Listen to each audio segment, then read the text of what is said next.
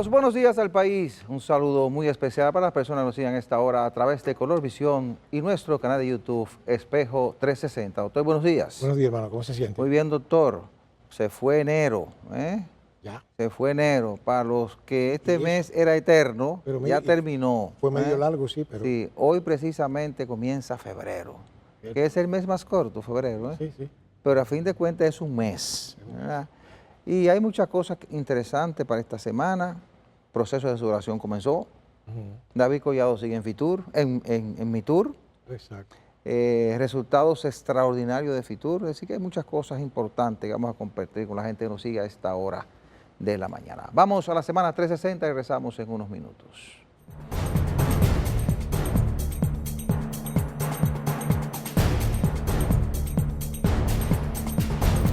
¿Qué tal, amigos? Bienvenidos a este resumen informativo Semana 360.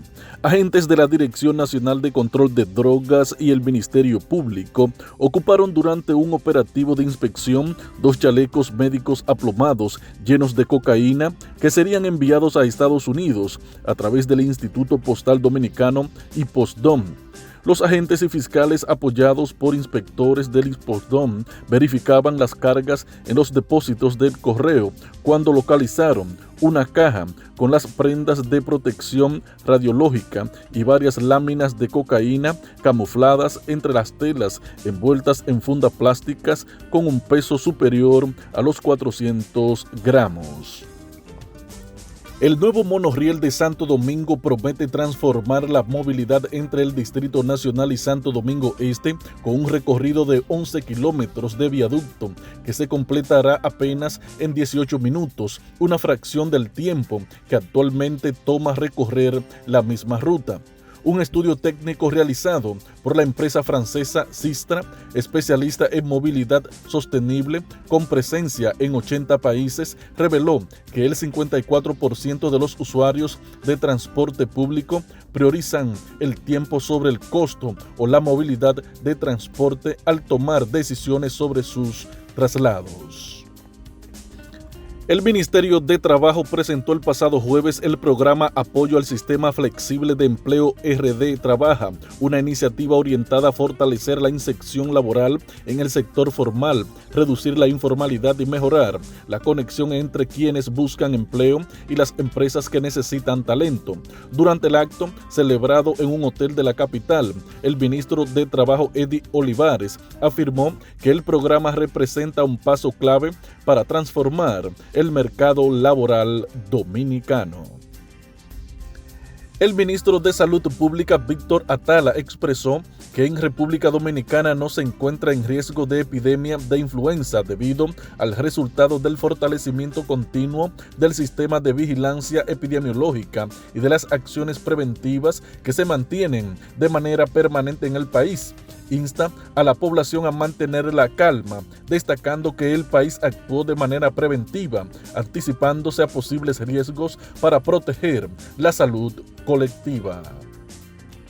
Y en el ámbito internacional, el presidente de Estados Unidos, Donald Trump, afirmó que Cuba no podrá sobrevivir tras ordenar la imposición de aranceles a los países que vendan petróleo a la isla. El presidente fue preguntado sobre si está intentando ahogar a Cuba, ante lo que respondió que esa palabra es muy dura, pero aseguró que el país caribeño es una nación fallida. Hasta aquí el resumen informativo Semana 360. Informó Joaquín Caraballo.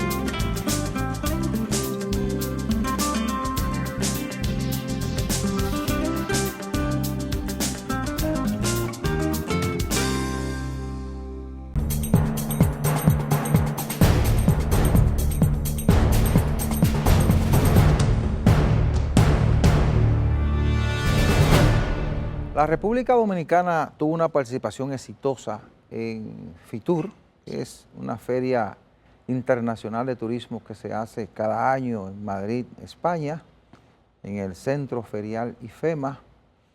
Ahí tanto el gobierno como los representantes de la banca y el sector privado lograron contactos de negocios que duplican los que se alcanzaron en el 2025. 13.300 y pico de millones de dólares en inversiones de hoteles y otras atracciones turísticas, tanto para construirse este año como para construirse en los próximos 3 años. Además de eso, incremento de las conexiones aéreas, que es lo que te incrementa la llegada de turistas, esa cantidad de recursos en proyectos, ¿verdad?, representan unas 10.000 habitaciones hoteleras. Eso indica que República Dominicana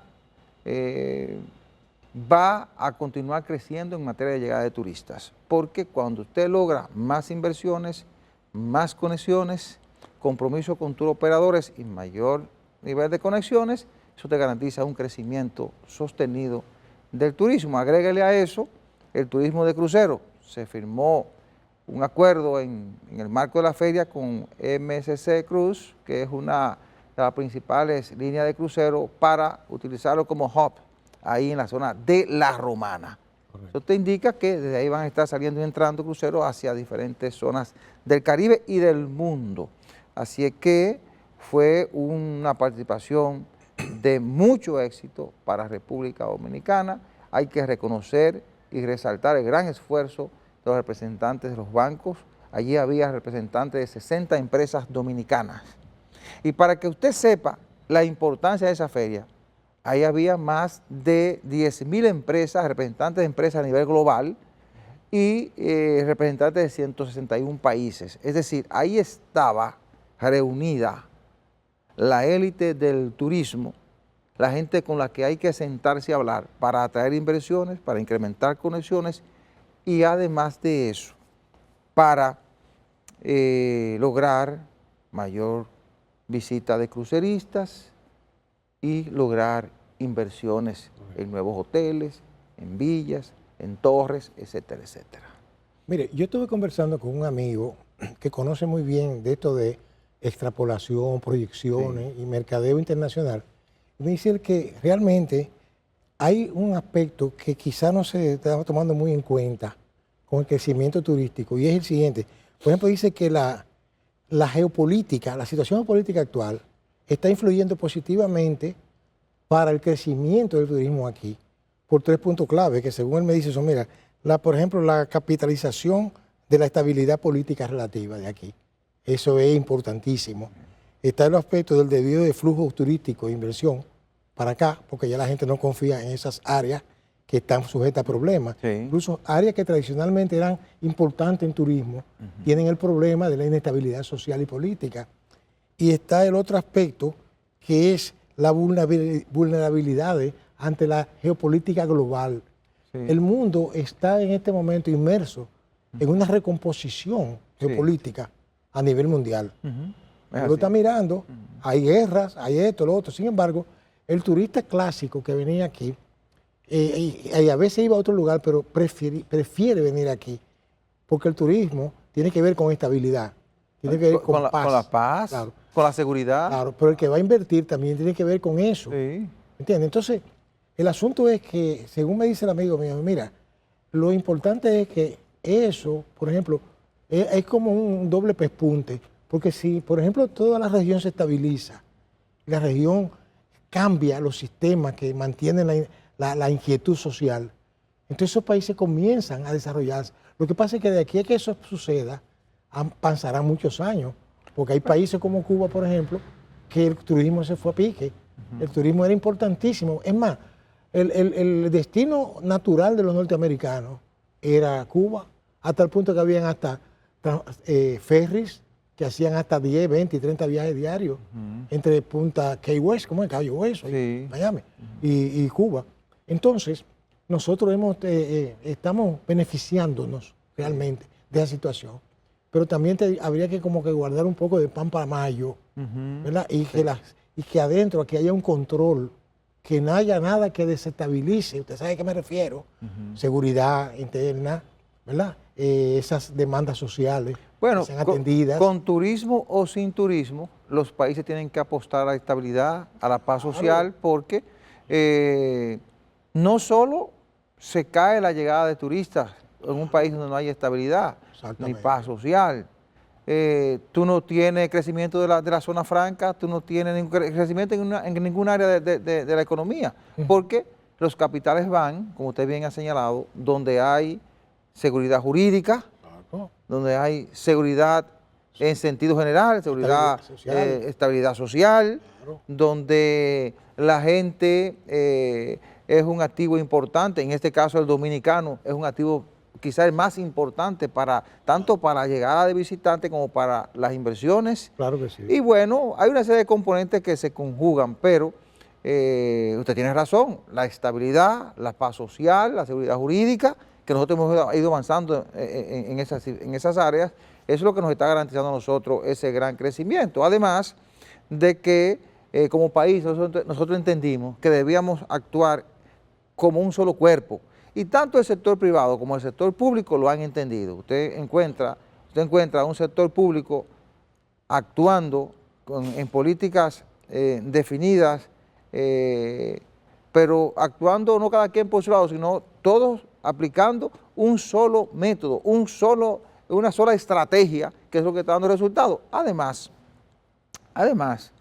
hay que decirlo, hace mucho tiempo que aquí nos trazamos una política de promoción, porque cuando usted agarra las estadísticas de crecimiento del turismo, usted va viendo cómo nosotros fuimos pasando, desde los años de Joaquín Balaguer, fuimos pasando de 200,000 y pico de turistas a 300, 400, después subimos a 1 millón y fuimos creciendo hasta alcanzar los 11.7 millones de visitantes que logramos en el año 2025. Pero ha sido una política a través del tiempo, creando condiciones, porque tenemos los atractivos, pero hemos ido creando las condiciones y le hemos ido mostrando al mundo que aquí se puede venir, que primero hay seguridad, hay paz, hay tranquilidad, pero además usted viene a disfrutar de unas buenas vacaciones. Pero hay un factor también, porque aquí hay que tocarlo todo. Sí, claro. O sea, uno ve la parte positiva y está muy bien, pero nosotros tenemos una situación sui generis en la isla, Sí. y es que tenemos uno de los países en estos momentos más avanzados económicamente de la zona y uno de los más atrasados también, Claro, que comparten claro. la isla. Esa es una amenaza que está latente ahí.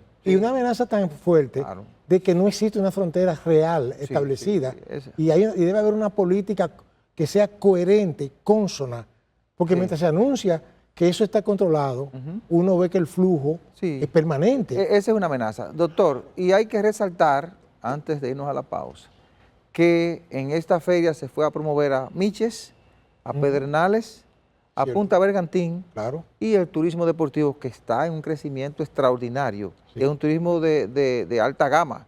El turista que viene a un evento deportivo, primero te da mucha promoción, pues cuando tú transmites un Open de tenis, tú tienes una promoción internacional extraordinaria, pero además la gente que viene gasta mucho dinero en los polos turísticos donde se hacen esos eventos, además la derrama económica que provoca. Entonces, Miches es el destino de moda.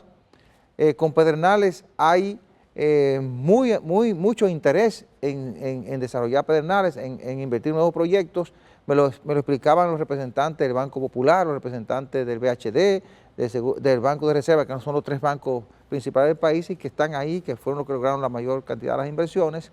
Me decían que hay muchas muestras de interés en Pedernales. Y de hecho, el consorcio Cabo Rojo, ahora compuesto por el Grupo Punta Cana, la AFI Reserva y la AFI Popular, eso le indica a usted que con esas 2 AFI, eso va a avanzar, partiendo del interés mostrado ahora, que veremos cómo en los próximos 12 meses o en los próximos 2 años, cómo comienzan a evolucionar esos proyectos. Yo recuerdo que hace 3 años comenzó a presentar Miche, mire cómo está Miche, que explotó una gran cantidad de proyectos. De esas 10,000 habitaciones se van a construir como 7,000 en Miches. Entonces hay un interés por Pedernales. Yo aspiro a que en los próximos 2 años se comiencen a construir nuevos hoteles, porque ya este año se va a inaugurar uno de los 3 hoteles que se están construyendo con fondos de Banreservas y que van a ser administrados por cadenas internacionales como el Haya, el Iberostar, que son cadenas importantes. Y también se anunció ahí que este año, a final de año, se va a inaugurar el aeropuerto. Cuando eso entre en operación, ese destino turístico va a entrar en evolución, y yo creo que se pudiera concretizar lo que dijo en Fitur Frank Rainieri, de que República Dominicana completo va a ser un destino turístico, porque ya hay desarrollo del turismo en los 4 puntos cardinales de la República Dominicana. Vamos a hacer la pausa.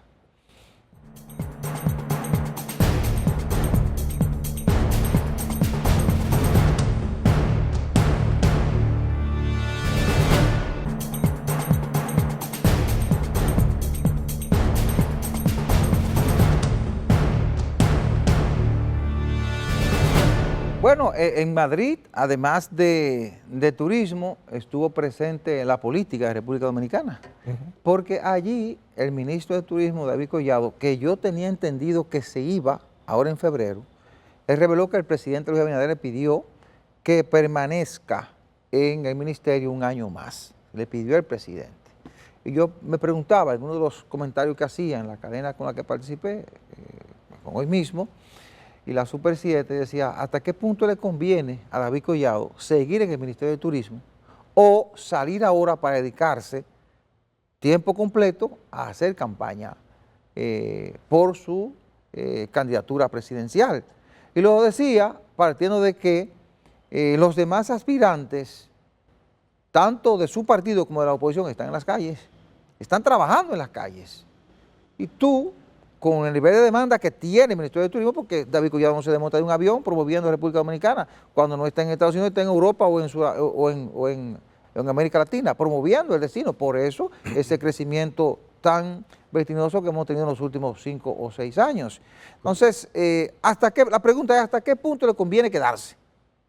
O habría que ver si él va a combinar eso con sus actividades políticas.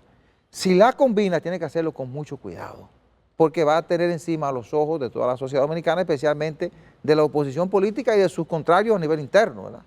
Mire, aquí el problema es que las cosas se han denaturalizado de tal manera que antes, cuando yo era más joven, los políticos eran dedicados a tiempo completo a la política. Sí. Usted no lo conocía en actividades comerciales, ni eran empleados de por aquí, ni hacían eso allá. Los de ellos era, póngase a ver la historia, todos han sido dedicados de manera, incluso profesionales de áreas como abogacía, etcétera, se dedicaron a eso nada más. Algunos fenómenos, como el caso de Hipólito, que como un empresario agrícola, pero él prácticamente se volcó más en la política que en ese... El caso de Danilo Medina también. ¿Usted comprende? Sí. Ahora bien, en estos tiempos, como que los conceptos han cambiado. Ahora, pero Danilo Medina, cuando se iba a dedicar, abandonó la posición que tenía.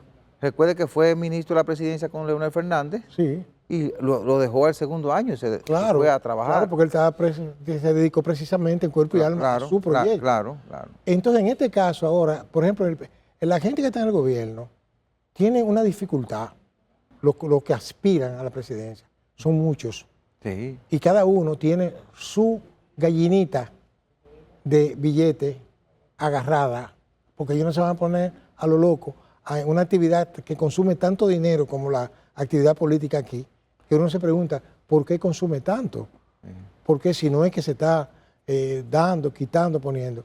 Ahora, el problema que siempre le he planteado a usted aquí es que el mensaje que manda un funcionario que maneja áreas sensibles y está en actividades políticas es que está usando los recursos del Estado. Aunque no lo use. Aunque no lo use. La duda está de inmediato. Pero no solamente la duda. Claro. Hay cosas, como decía un famoso artista, que lo que está a la vista no necesita pejuelo. Sí. Por ejemplo, si usted es de un ministerio, por ejemplo, de obras públicas, para poner un ejemplo cualquiera, y usted está completamente inaugurando, eso está muy bien, que usted inaugure para que usted esté ahí, pero resulta que cada vez que usted inaugura, es una promoción para usted está promoviéndose usted. Claro. ¿Entiende? Claro. Entonces, lo que quiero decirle con esto es que habrá que ver diríamos, la correlación de fuerzas internas en ese partido, porque como usted mencionaba, por ejemplo, en el caso de la señora Carolina, ella tiene un fuerte apoyo, que es su papá. Claro. Que tiene una parte del poder aquí. No, y aunque el presidente Abinader frenó a los que tienen aspiraciones, sí, pero ella no se ha parado, no porque su papá, que es líder del otro grupo importante de ese partido, está en la calle. ¿No va a parar? No. ¿Y quién lo va a parar? Ahí no lo para nadie. No lo va a parar nadie. No.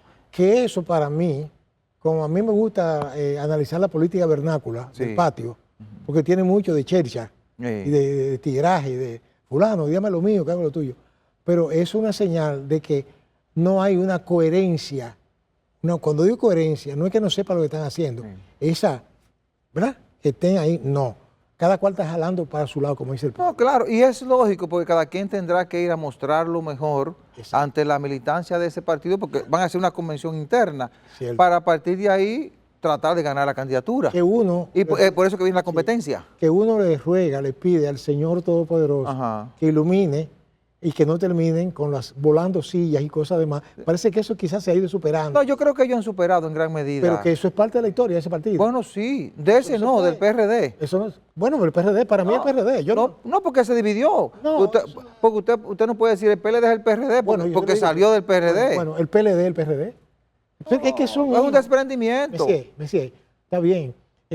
Yo soy hijo de Emilio Espinosa y Gloria Martínez. Bueno. Pero entonces el otro hermano mío también lo es, el otro. Cada cual tiene su... Pero somos hijos de la misma madre, el mismo padre. Es lo que le quiero decir. Sí. Cada cual tiene su forma. Pero hay rastro, tenemos el mismo ADN.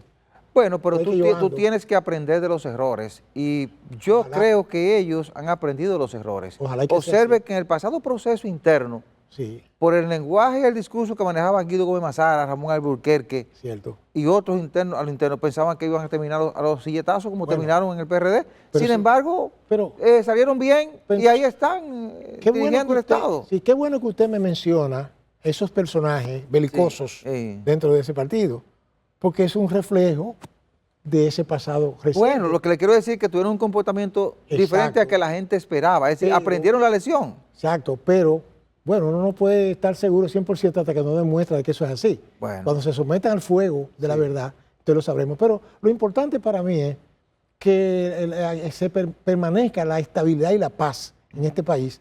Bueno. Porque ¿por qué no pueden ponerse de acuerdo? Bueno, si ellos quieren preservar el poder, tendrán que Lo entenderse. estoy diciendo. Primero, jugar con reglas claras, Sí, con un buen árbitro. sí. Por eso hemos dicho a través del tiempo que Luis Abinader tiene que convertirse en el árbitro de ese partido, porque no tiene árbitro. Hipólito no es árbitro de nada. que no hay ningún Hipólito es parte de uno de los Creo que grupos. es parte del problema. O dirige un grupo. Claro. Ahí el que está llamado a convertirse en árbitro es Luis Abinader, para que con reglas claras y con un buen árbitro, entonces puedan hacer un proceso, primero interno para elegir sus autoridades, que deben hacerlo ahora en el 26, y luego elegir sus candidatos. Déjeme Si no, decir- sí. van a tener problemas. Déjeme decirle algo. Mire, la masa del PRD, perdón, del PRM, que me gusta que le diga, Sí. son muy diferentes, por ejemplo, a las masas del PLD. En un sentido, recuerde que el PLD heredó las masas de Balaguer, ¿verdad? Mucha gente se fue a votar y se quedó ahí. Sí. Porque- Se masificó con la Sí, gente del exacto, Partido Reformista. porque ese partido era élite, Sí. no permitía. Usted no dice, yo me quiero inscribir, no. Usted Había que un ciclo de estudiar y estudio, luego, sí, graduarse de sí, política, sí. ¿verdad? Exacto. Entonces, sin embargo, hay cosas que uno tiene que observarlas. Por ejemplo, en ese partido hay grupos que tienen una gran incidencia a nivel popular Sí. dentro de ese grupo, Claro. ¿verdad? Y que no tienen que ver mucho con la élite del partido, porque hay una élite ahí que son, fíjese bien el lenguaje, por ejemplo, que usaba Ramón Alburquerque, que tuvo que callárselo para no afectar la estabilidad de ese Claro, partido. claro. Y el propio Guido Gómez. También. Que hablaba de los fuego, popis, hablaba de los Baile de popis. fuego, Claro, y eso es una lucha de clases. claro que sí. ¿Me Claro que entiendes? sí. Entonces, por eso le digo que esas cosas pesan en el momento de tomar decisiones, van a pesar. Bueno, pero doctor, hay que prepararse porque a partir de ahora las campañas políticas, independientemente de que esté fuera de tiempo y fuera de los parámetros que establece la ley, se va a incrementar. Porque esta semana precisamente el PLD reunió a su comité político para decidir el protocolo de su proceso interno y ha convocado para el 22 de febrero al comité central. Ahí van a decidir el protocolo y van a identificar sus precandidatos. Así que a partir de ahí habrá un activismo permanente en ese partido. Pero hay un detalle que no se debe olvidar, y es que la política nada está escrito de manera definitiva. Claro. Y por ejemplo, hay países, como es el caso de Estados Unidos, que están muy confiados en lo que están en el poder, y de repente aparece un outsider Sí. que lo revolcó todo. Pero aquí parece que no, todavía no va a aparecer un No, outsider. eso es una percepción Sí. mía, suya y Sí, mía. sí, exacto. Pero la realidad sociológica es otra. Uno no sabe Sí. qué fenómeno puede ocurrir. Es posible, porque Uno no todo sabe. es cambiante. Entonces, Bueno, uno no pero sabe. aquí los partidos todavía son fuertes. Pero es una cosa, los partidos aquí, ninguno ofrece una novedad para el electorado. Bueno, y además de Al menos eso, para mí. y hay otro síntoma que hay que tomar en cuenta, y es que en cada proceso electoral el 50% se queda en su casa sentado. Usted tiene razón en gran parte. No, estoy Eso es verdad. diciendo. No hay novedad, No, ninguno. todo es más de lo No mismo. tiene nada que ofrecer. Y hay un 50% que se queda sentado. Eso es ¿Usted está verdad. entendiendo? Pero todavía la gente Bueno. se deja mover por los partidos políticos. Bueno. Ojalá que cambiemos esa percepción que tiene usted y la que tengo yo Pero para que fortalezcamos el sistema de esos partidos. que usted dice se inscriben en esa parte que vota, Pero la parte que no vota, que es casi un poquito más que la que vota, Sí. no se inscribe en eso. No, claro que no, Bueno. claro que no. Bueno, así es que veremos ya a partir de ahora el movimiento en los partidos políticos. Claro. El PRM entrará ahora en el proceso de elección de sus autoridades internas. Al mismo tiempo irán trabajando lo que son aspirantes para fortalecer sus aspiraciones. Ya Leonel está en las calles, lo veo juramentando gente por donde quiera y en actividades. Leonel va a ser el candidato de Fuerza del Pueblo, eso es lógico, porque formó ese partido para eso, para volver a buscar la presidencia de la República. Lo ha intentado en 2 ocasiones y va por tercera ocasión a intentar ganar las elecciones para gobernar el país por un 4º periodo.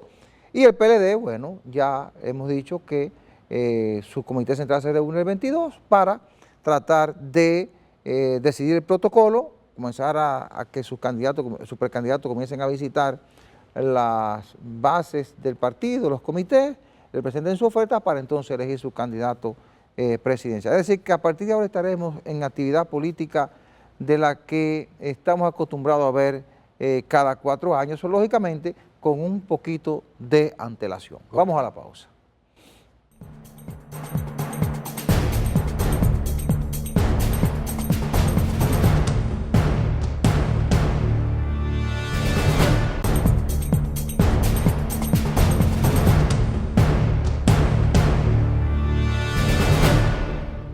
Por fin ya el proceso de la nueva cédula de identificación, bueno, vamos a llamarla por su nombre completo, de identidad y electoral, Claro. y también la de identidad personal, Sí, sí.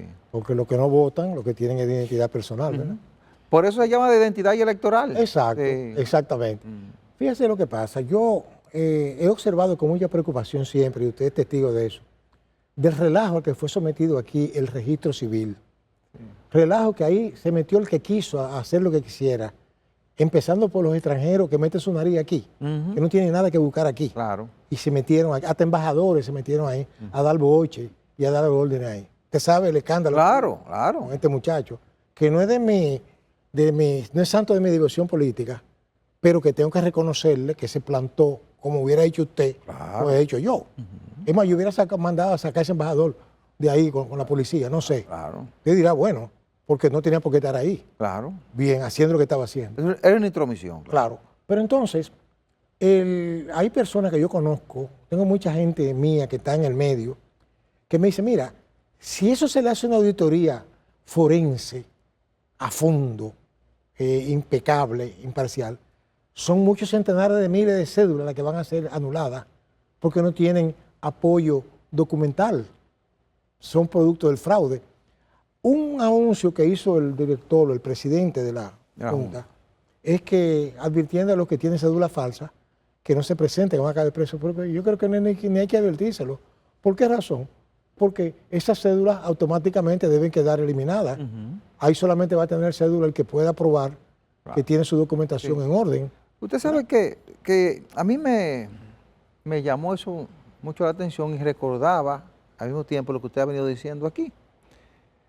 Le decía, en ese registro civil, ahí hay gente que tiene cédula que es falsificada. Usted lo decía, bueno, Claro. y de hecho, en la provincia de Peravia, apresaron a una oficial de Estado Civil que en contubernio con una mafia Sí. de delincuentes otorgaban cédulas y documentos de registro civil.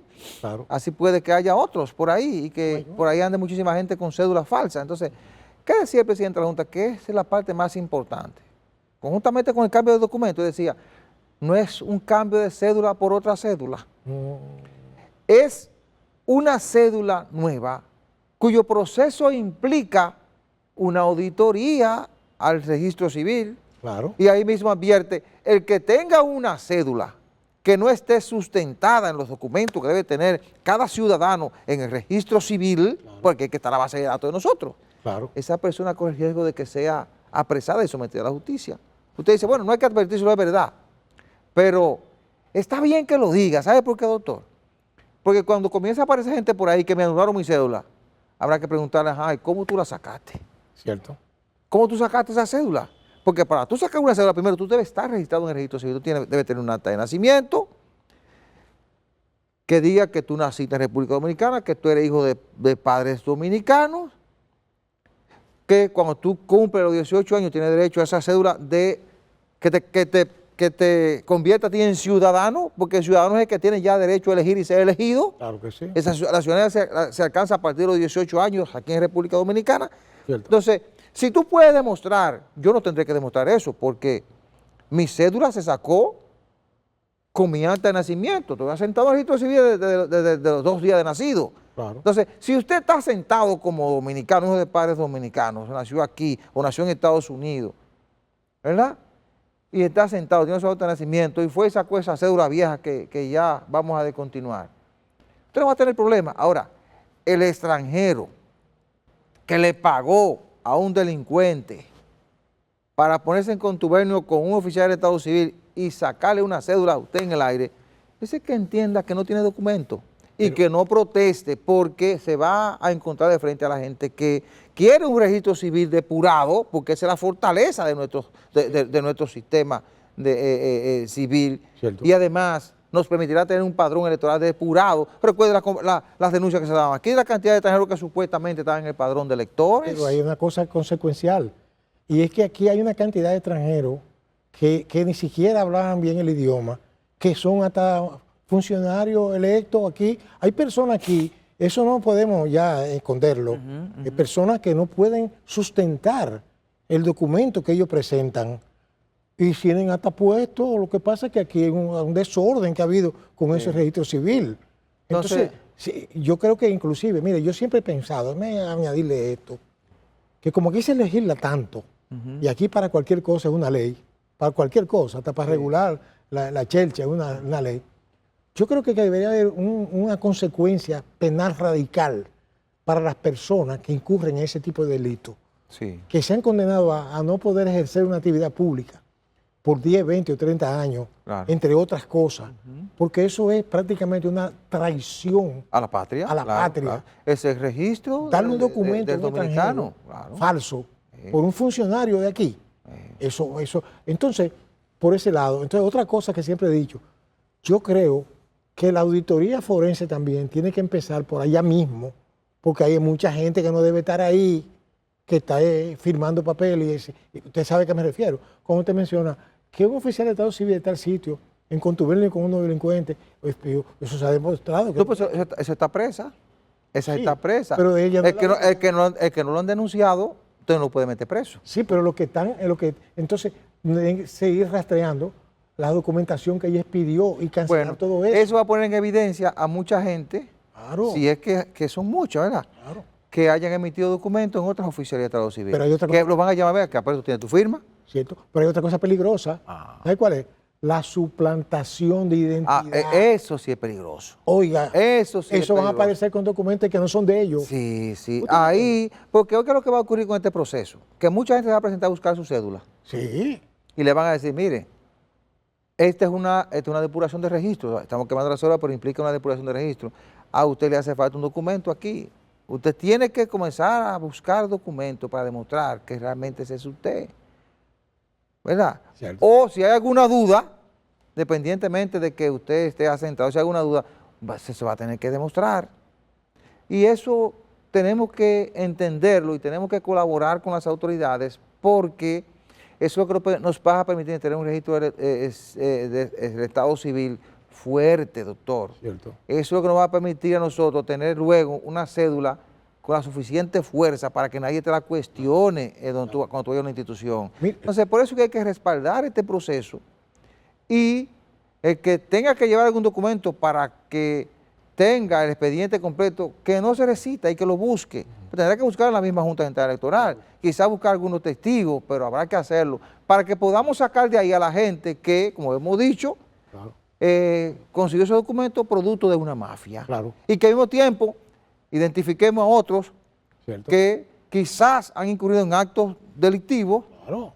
aprovechando el cargo y que todavía están en posiciones. Mire, yo quiero hacerle, Y sacarlos sin temor, doctor, a nada. aprovechando la temática de la cédula, Sí. yo quiero hacerle un llamado a la Junta Central Electoral en el siguiente sentido. Yo he observado muchos comunicadores, incluso importantes de aquí, que tienen un error conceptual Sí. en las fechas.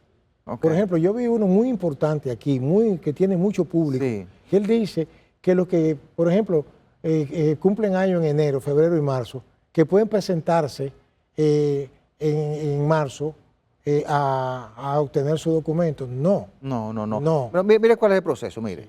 El proceso comenzó primero captando los datos Claro. Biométricos de los empleados de la Junta. Efectivamente. El 26 de enero comenzó el proceso de celebración con el presidente y la primera dama. Muy bien. Entregaron esas dos primeras cédulas. Cierto. Ahora, en este momento, a partir de ahora, comienzan a entregarle el documento a juristas, a jueces, a fiscales, funcionarios, deportistas, periodistas, comunicadores, abogados.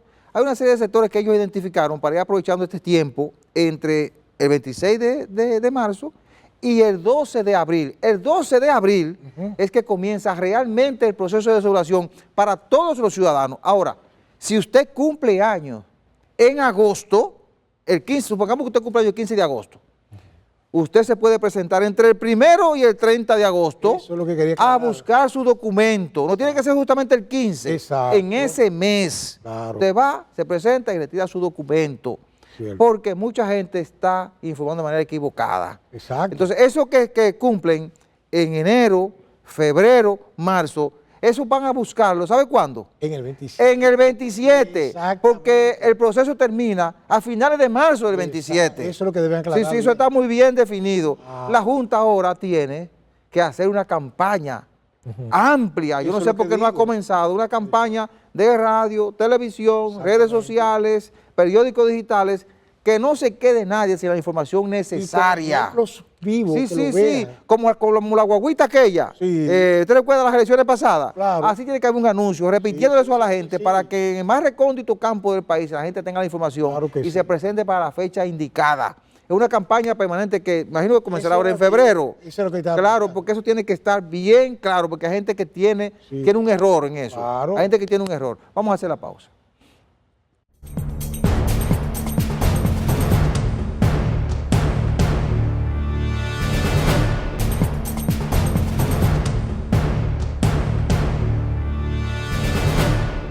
Bueno, mucha gente está presionando por una mayor agilidad en el proceso del SENASA, pero es que hay mucha gente que no entiende la nueva dinámica de la justicia. Después de que nosotros aprobamos el Código Procesal Penal, cambió la metodología y bueno, hay 7 medidas de coerción, ¿son 7 o 5? Sí, eso no es. Hay 7 medidas de coerción. Sí. La excepción de esa medida es la prisión. Entonces, el Ministerio Público le puede a usted perfectamente pedir prisión y el juez decir, no, ese señor reúne las condiciones para seguir su proceso desde su casa y le da una prisión domiciliaria o le da una garantía económica, una presentación periódica, son varias. La gente entiende que cuando te dan una presentación periódica es que ya el proceso terminó y que tú te burlaste de la justicia. No, hay un proceso de investigación que sigue, que lo hace el Ministerio Público, se va a un juicio preliminar donde se decide si tú vas a un juicio de fondo o no, o te descargan, o te envían a un juicio ya definitivo.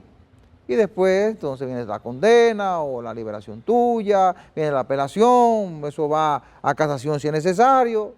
Esos son los niveles de jurisdicción que tenemos. Pero ¿por qué la gente está presionando porque haya movimiento en el caso Senasa? Es por el nivel de indignación que tiene, por lo fuerte que fue ese escándalo de corrupción. Toda la corrupción es mala, pero esta corrupción, porque los que la implementaron son despiadados, fue sobre la base de robarle el dinero a gente que necesitaba y necesita de sus medicamentos para enfrentar una enfermedad o para un proceso de prevención y evitar una enfermedad que le quite la vida. Literalmente les robaban el dinero de los medicamentos, a otros le inventaban procedimientos, por ahí anda gente caminando que, según los expedientes, tiene las 2 piernas cortadas. Por ahí anda gente que supuestamente le hicieron una cirugía que nunca han pasado por un hospital o una clínica. Claro. Acaba de decir el nuevo director, Eduard Guzmán, que, bueno, ellos están siendo rigurosos porque él tiene la responsabilidad de cambiar eso. Están siendo rigurosos porque incluso autorizaban medicamentos con recetas en blanco. Era un desorden que tenía ese señor ahí. Y un sistema de corrupción que yo no sé cómo, ni la CISARRIL, ni nadie vinculado al sistema de seguridad social ni las autoridades gubernamentales se dieron cuenta que eso estaba ocurriendo. Eso fue terrible lo que pasó ahí. Entonces, ¿qué ha dicho este señor? Bueno, que ellos están tratando de resolver el problema, de ganarse la claridad de nuevo de la gente y de crear un sistema que permita evitar que ese tipo de cosas se vuelvan a repetir. Y decía que la magnitud del caso de corrupción comprobado por ellos fue de unos 15.000 millones de pesos. Eso está admitiendo el propio director del SENASA, Eduardo Guzmán. Y dice que en el 2025 ellos pudieron recuperarse un poco y que lograron ingresos por unos 1.000 y pico de millones de pesos. 1.034 millones de pesos, dice que lograron reducir al déficit acumulado, que es no de 15.000 como yo había hecho, sino de 14.700 millones, que le redujeron 1.034 millones. Oiga eso, con apenas unos días parando esa hemorragia, porque ese señor tiene ahí creo que 3 o 4 meses en el cargo, con apenas 3 o 4 meses parando esa hemorragia, ya él logró reducir el déficit en 1.034 millones. Era una salida de dinero que había por ahí, increíble. Y entonces desde el Ejecutivo inyectándole dinero, porque se entendía que lo que había ahí era un problema por la cantidad de gente que habían inyectado al sistema de seguro SENASA. Sin embargo, era el peor de los casos o de las estructuras de corrupción instauradas en el gobierno. Mire, yo en mi memoria emocional me trae, viendo las cosas que pasan en este país, una expresión de la cultura jurídica francesa. Nosotros estamos muy influenciados por el derecho francés, a pesar de todo. En Francia se decía o se dice que la impunidad es una invitación al crimen. Claro. Oiga bien, la impunidad es una invitación al crimen. ¿Por qué le digo esto? Porque nosotros, antes del, diríamos, del susodicho nuevo Código Procesal Penal, que es una imposición de los organismos internacionales, eso lo trajeron en un maletín aquí, con una memoria USB, para que se copiara y se imprimiera y se impusiera sin plan piloto, sin adaptación, sin nada de eso. Fíjese bien. Porque eso, usted ve ese mismo código, lo ve aquí, lo ve en Costa Rica, lo ve en todas partes, porque fue algo como impuesto, es como una especie... Una decisión. Efectivamente. Pero fíjese lo que pasa. Por ejemplo, siempre he planteado que aquí no existe necesidad, no solamente justicia independiente, porque aquí se engloba todo, el aspecto, digamos, de la persecución penal, porque la justicia es sanción, mientras que la persecución es otra cosa. Claro. Bien, pero entonces, la Fiscalía de la Nación realmente es selectiva en la persecución. Eso está demostrado. A mí no me lo pueden... Estamos de acuerdo. A mí no me lo pueden explicar ni como un niño de 5 años. Usted lo ha vivido ahí dentro. Pero claro que sí, pero que claro. yo eché bigote y barba en el mundo jurídico. Y con lo que yo he visto no hay que decirme nada. Entonces, no hay que decirme nada. Exacto, pero no solamente eso, sino es un insulto a la gente del común aquí, lo que se hace aquí. Le voy a decir por qué. Pues ellos pueden ser muy preparados, muy buenos, vestir muy bonito, vestir muy bien, pero no aplican lo que se llama el rasero de la ley. Porque, por ejemplo, ese código nefasto, nosotros teníamos el Código de Procedimiento Criminal francés, que estaba atrasado. Pero quizás no sea el código, son los compromisos, doctor. Espérese, no. Pero exacto, pero con un compromiso particular no puede estar por encima de la nación. Por eso no, claro, yo estoy de acuerdo con usted. Cuando los países se hartan, pasa lo que pasó en Nepal, lo que pasó allí, totalmente de acuerdo. Explotan y lo queman todo. Totalmente de acuerdo. ¿Entiendes? Entonces, totalmente. que le den gracias a Dios que este país todavía es pacífico. Es un país pacífico. Déjeme completarle la idea. Ese código procesal penal, al cual yo trabajé con él 2 casos. Después y ahí se retiró. Dejé eso. Sí, para que me haga un infarto y que en un pasillo. Mire, oiga lo que voy a decir. Porque yo estudié esta profesión creyendo que iba a buscar justicia, pero eso no existe. Era una utopía. Déjeme decirle, usted dice que yo soy filósofo, pero es que es la realidad. Mire esto. Por ejemplo, ese código tiene un principio que los abogados me corregirán. Yo no soy muy experto en eso, pero sé lo que voy a decir. Es lo siguiente. Lo que se llama el criterio de oportunidad. Ay, sí. Ese criterio de oportunidad ha sido interpretado aviesamente. Es el embajadero para la impunidad. Exacto. Sí. Por eso le cité lo de los franceses. Sí. Porque ese código no dice que ese tipo de crimen que se ha cometido aquí está sujeto a ese tipo de criterio. No. Pero hay gente que han admitido que se robaron miles de millones. Pero, hermano, y están por ahí con un criterio Pero de no oportunidad. solamente eso. El otro día yo vi algo que yo no sé, me hizo llorar casi lo que vi. No No, me sé si digas. es verdad, si es de la inteligencia artificial. Sí. Pero yo vi un tipo con 2 racimos de guineo, Sí. ¿verdad? Que lo tenía la policía con los 2 racimos, le tiran una foto, Ajá. pero decía Dicrin atrás. Ajá. O sea, digo yo, pero cuidado, que lo van a someter a la justicia que se robó 2 racimos de guineo o de plátano, no sé. Entonces, sin embargo, un tipo que se robó, qué sé yo, cuántos mil millones de pesos, al tipo anda disfrutando por la No, costa pero sur ese de tipo de Francia. racimos de guineo lo mandan a la victoria rápido, de inmediato, Pero, de una vez, doctor. sí, o sea, Oh. ahora recuerdo la que yo leía de los filósofos de la antigüedad, que es que la justicia es una telaraña. Ajá. Ahí usted lo que encuentra son moquitos, mime, pero estos búfalos, estos elefantes de la política de este país, Rompe se lo la- roban rompe todo. la telaraña, Claro, entonces, la rompe. que le den gracias a Dios que este país está adocenado. Y si no la rompen, viene su protector y la Usted corta. me está entendiendo. Entonces, se meten a políticos, se meten a esto, estos son diputados. Financian campaña, financian pasó? campaña. Por eso es que yo veía una obra de ya fallecido, Franklin Domínguez. Sí. El tipo era incisivo, Sí, sí. tenía una Muy- pluma muy al carajo. bueno, muy bueno. Dice él, en una obra que él escribió de teatro, Lisístrata odia la política. Oiga, y ahí explica el porqué. Sí. Entonces, lo que quiero decirle con eso es que yo, le digo la verdad, yo odio la política dominicana, porque es una política de la impunidad. Bueno, pero no juguemos con eso, doctor, porque Hábleme. la gente se está arratando. Hasta el tuétano. Y este es uno de los casos en que si no se le da respuesta a la sociedad, aquí va a haber, Te estoy diciendo. va a haber reacciones. Te estoy diciendo. Porque lo que pasó es imperdonable. Ninguna corrupción se puede perdonar. Pero esta es peor. Y además de eso, ponle atención a eso que decía el doctor. El criterio de oportunidad como un bajadero para la impunidad. Pero no estoy- Entonces, miren, señores. Ya te sabe. Está llamado a darle respuesta a esto. Miren, la semana que inicia va a estar muy centrada en la situación de la crisis en Haití, ¿verdad? Que se deteriora cada vez más. Hay varios de los miembros del Consejo Presidencial que ya Estados Unidos le suspendió la visa porque son cómplices de la pandilla. También el proceso de cambio de la cédula de identidad y electoral, los movimientos, los partidos políticos para impulsar candidaturas y la fuerte nevada en Estados Unidos y Europa son los temas que estarán dominando la agenda. Señores, gracias por su atención, la cordial invitación para el próximo domingo a la misma hora y por este canal. Buena suerte, buenos días.